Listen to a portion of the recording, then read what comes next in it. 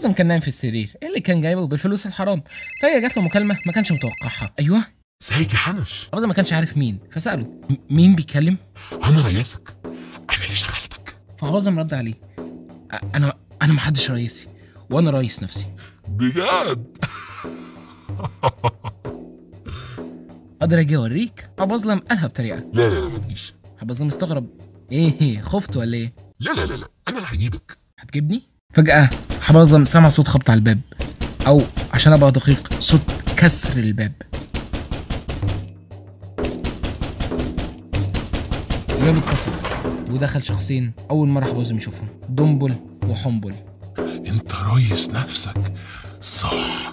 تعالى معانا ولا مش حاسس انك مش عايز تعرف ايه اللي ممكن يحصل لك يعني، فتعالى معانا احسن لك. ايه اللي ممكن يحصل يعني؟ حبظم هو بيقول الكلام ده كان في حاجه مش عامل حسابها.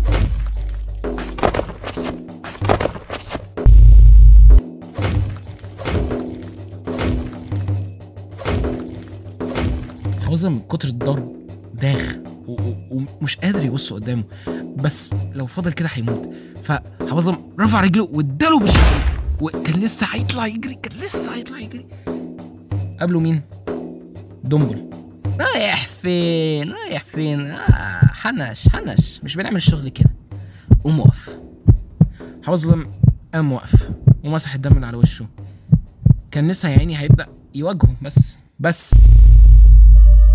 حبظم اتجمد، بص وراه وفجأة الدنيا اسودت. حبظم فاق وبص حواليه، لقى نفسه في أوضة ضلمة ولوحده كمان. حبظم بدأ ينادي على أي حد، وينادي بس ما كانش فيه فايدة. عدى 10 ساعات. حبظم كان عطشان وجعان، والنفس كان بيتنفس بصعوبة قوي.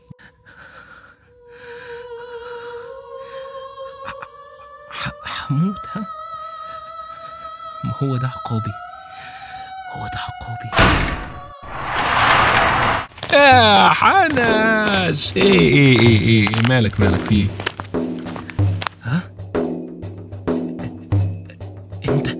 انت ليه معاهم؟ انا اللي خليته يشغلك وانا اللي شغلته، مش قلت لك انا رئيسك؟ يا متولي ساكت ليه؟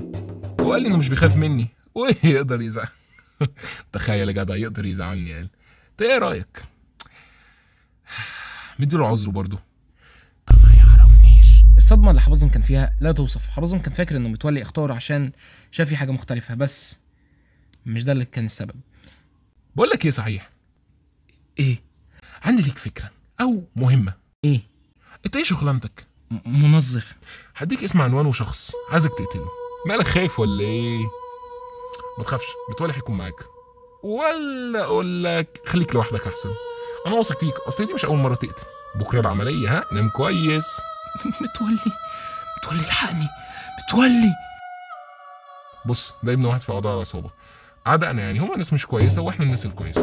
هو اللي هيورث الزعامه، لو فشلت هقتل اهلك. انا عارف انهم عايشين، مش عارف تضحك عليا. حبظم راح عشان يقتله وجري. الراجل بص عليه وشافه.